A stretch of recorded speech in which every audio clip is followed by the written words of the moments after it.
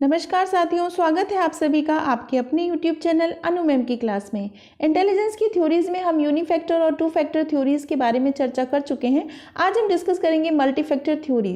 जानेंगे कि थॉर्नडाइक ने इंटेलिजेंस को कितने भागों में बांटा या कितने प्रकार की बुद्धि बताई इन्होंने, और समझेंगे कितने एस्पेक्ट्स के बारे में बात की इन्होंने इंटेलिजेंस के। एक मेरी पर्सनल सलाह भी है आप लोगों से कि क्वेश्चन आंसर्स को प्लीज़ रटने के चक्कर में बिल्कुल ना पड़े, शॉर्टकट फॉर्मूले ना अपनाएं, क्योंकि रटकर एग्जाम्स में सारे क्वेश्चन और उनके आंसर मिक्स हो जाते हैं।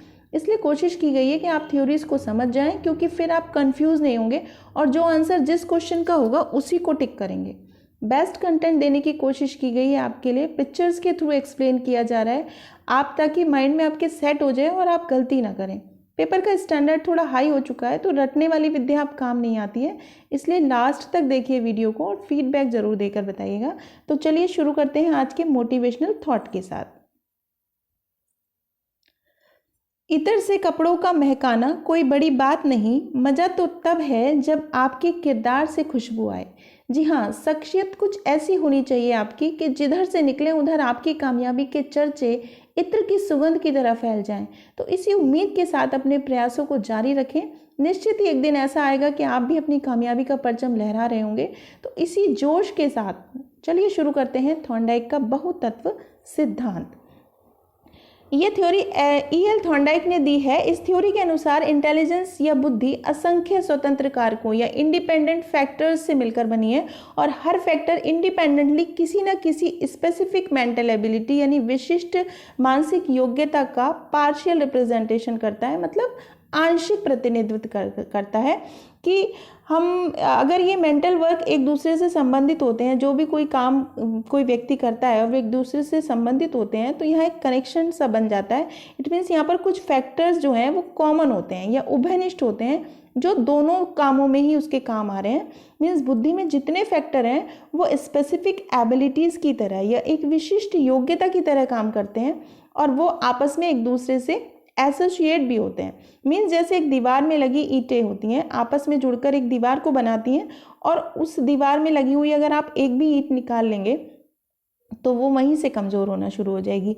मतलब हर एक ईंट अपना एक अलग ही महत्व रखती है। इस तरह कह सकते हैं कि मेंटल एक्टिविटीज़ भी एक कुछ डिफरेंट एबिलिटीज़ का सेट शामिल होता है उसमें। तो आपकी जो एबिलिटी है वो इंडिपेंडेंटली वर्क करती है। मीन्स कोई भी व्यक्ति जितने प्रकार के काम करता है उतने ही फैक्टर होते हैं उसके अंदर, उसकी इंटेलिजेंस में, और ये सभी मिलकर हर काम को करते हैं। ओके, ये सामान्य तत्व या जनरल फैक्टर को इम्पोर्टेंस नहीं देते हैं थॉर्नडाइक। ये किसी एक विषय में या सब्जेक्ट में अगर किसी में कोई एबिलिटी है तो उससे दूसरे की एबिलिटी का पता नहीं चल सकता। ये कहते हैं कि मतलब हर मेंटल एबिलिटी अपना एक अलग ही महत्व रखती है। ओके, फिर यहाँ देखते हैं कि इन्होंने बुद्धि को 3 भागों में विभाजित कर दिया है। सबसे पहले इन्होंने दिया एब्स्ट्रैक्ट इंटेलिजेंस, फिर दिया सोशल, और फिर है मैकेनिकल। समझेंगे इन तीनों को क्या होते हैं ये। एब्स्ट्रैक्ट इंटेलिजेंस का मतलब होता है कि जैसे पढ़ने लिखने से आपके इंटरेस्ट से या फिर आपकी मतलब सिंबल्स को समझने में या फिलॉसफी या रीजनिंग ऐसे सब्जेक्ट को करने में हेल्प करती है, किसी लिटरेचर को समझने में यही बुद्धि काम आती है। अमूर्त बुद्धि वो कहलाती है जो कि मतलब बुकिश नॉलेज कह सकते हैं इसको, कि आप उसके अनुसार अपने आप को व्यवस्थित कर ले, जैसे मैथ्स के फॉर्मूलाज को सॉल्व करना या फिर वो सब काम जो आप अपने दिमाग से बहुत सोच विचार कर पाते हैं, तो वही हमारी एब्स्ट्रैक्ट बुद्धि कहलाती है।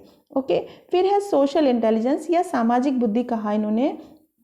इसका संबंध है समाज से या सोसाइटी से। ये मतलब आप किस तरह से अनुकूलन कर पाते हैं अपने आसपास के समाज से, अपनी सोसाइटी से इंटरेक्ट करने का आपका क्या तरीका है, आप सबके साथ एडजस्ट हो जाते हैं या फिर आप मिलनसार हैं, आप कितने सोशल हैं, आप हैं या नहीं हैं। वो सारे एक्ट्स जो आप अच्छे सामाजिक संबंधों को या सोशल रिलेशंस को शो करते हैं आपके, वही सारे काम वो सोशल इंटेलिजेंस कहलाती है। और इस बुद्धि वाले जो लोग होते हैं वो अच्छे बिजनेसमैन होते हैं, सोशल वर्कर होते हैं, पॉलिटिशियन होते हैं। ओके, फिर उसके बाद आती है मैकेनिकल इंटेलिजेंस या यांत्रिक बुद्धि। थॉर्नडाइक ने कॉन्क्रीट या मूर्त बुद्धि को ही यांत्रिक बुद्धि कहा है। यहाँ पर जो मैकेनिकल इंटेलिजेंस है इसका संबंध कॉन्क्रीट इंटेलिजेंस से ही है।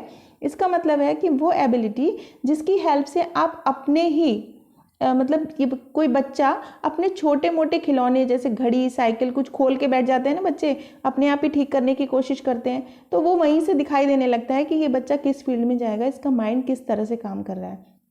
तो वो अपने खिलौनों को खुद ही खोल के ठीक करने लग जाते हैं, अपनी घड़ी को खुद ठीक कर लेते हैं, छोटे मोटे काम ऐसे कर लेते हैं। तो ऐसे बच्चे जो हैं बड़े होकर वो मैकेनिक बनते हैं या इंजीनियर बनते हैं, या मतलब ये इस तरह के जो बच्चे होते हैं वो खेलकूद में और दूसरी कई फिजिकल एक्टिविटीज़ में भी परफेक्ट हो जाते हैं। ओके, क्योंकि थॉर्नडाइक ने माना कि इंटेलिजेंस बहुत से फैक्टर्स से मिलकर बनी है, या ये बहुत सी एबिलिटीज़ का एक ऑर्गेनाइजेशन है, या मतलब बहुत सी क्षमताओं का एक संगठन है। तो इनमें आपस में कोई समानता नहीं पाई जाती है।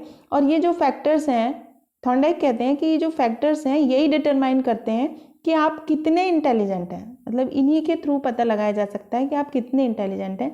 इनकी थ्योरी में इन्होंने मेनली 4 फैक्टर्स दिए, या 4 एट्रीब्यूट्स कह सकते हैं, या 4 लेवल दिए हैं जिनके बेसिस पर हम इंटेलिजेंस को मेज़र कर सकते हैं। समझते हैं कौन कौन से हैं 4 लेवल या factors of intelligence: level, range, area, speed. Okay, इसके अनुसार हम जान सकते हैं कि किसी में कितनी इंटेलिजेंस है। सबसे पहले समझेंगे हम लेवल को। लेवल क्या है? लेवल का मतलब है कि आप किस लेवल की प्रॉब्लम को सॉल्व कर पा रहे हैं, कितना डिफिकल्ट क्वेश्चन आप कर पाते हैं, उसी से आपका लेवल पता चलता है। सेकंड है रेंज। रेंज का मतलब आप एक बार में कितने काम कर सकते हैं या कितने नंबर ऑफ टास्क को आप कंप्लीट कर पाए, वो आपकी रेंज कहलाती है। नेक्स्ट है एरिया यानी क्षेत्र। एरिया वो कि आप किस फील्ड के टास्क को कर पा रहे हैं, किस सब्जेक्ट में आप कितना अच्छा परफॉर्म कर पाते हैं, तो वो आपका एरिया होता है। फिर आ जाती है स्पीड। स्पीड से मीन्स मतलब है कि व्यक्ति उन क्रियाओं को या उन उत्तर को कि मतलब आप किस स्पीड से कर पा रहे हैं, जो भी आप काम कर रहे हैं आपकी स्पीड क्या है। तो ये सब चीज़ें जो हैं, ये जो चारों फैक्टर्स हैं, ये हमें ये पता लगाने में हेल्प करते हैं कि कोई कितना इंटेलिजेंट है, किस फील्ड में है। हर पर्सन में अलग अलग तरह की इंटेलिजेंस होती है। जैसे किसी का लेवल हाई है या रेंज लो है, एरिया हाई है, स्पीड लो है, या किसी का लेवल तो लो है पर रेंज हाई है उसकी, मीन्स लो लेवल पर वो कई काम कर सकता है। किसी का एरिया कम है और स्पीड भी कम है। तो अलग अलग तरह की इंटेलिजेंस को मेज़र किया जाता है इनकी थ्योरी के अनुसार। तो ये यहाँ पर बस इस थ्योरी में इतना ही है। इनके अनुसार ये है कि आप किसी के लेवल को, रेंज को, एरिया को और इन सब चीज़ों को देखकर आप उसकी इंटेलिजेंस का पता लगा सकते हैं। तो हम यहाँ पर कह सकते हैं कि जो थॉर्नडाइक की थ्योरी है वो स्पीयरमैन की और बिने की थ्योरी से कुछ अलग है। तो यहाँ समझने के लिए इतना ही है कि इन्होंने स्तर दिए हैं, फैक्टर्स दिए हैं इंटेलिजेंस को मेज़र करने के लिए। आशा करती हूँ कि आपको समझ आया होगा। यदि कहीं भी कोई दिक्कत हो तो कमेंट बॉक्स में लिखकर बताइए, और अगर वीडियो पसंद आया हो तो वीडियो को लाइक करें, शेयर करें और चैनल को सब्सक्राइब करें, जिससे पुराने और नए वीडियो आपको आसानी से मिल जाएं। इसी के साथ आपसे विदा लेती हूँ। मिलेंगे नेक्स्ट वीडियो में एक नई थ्योरी के साथ। धन्यवाद।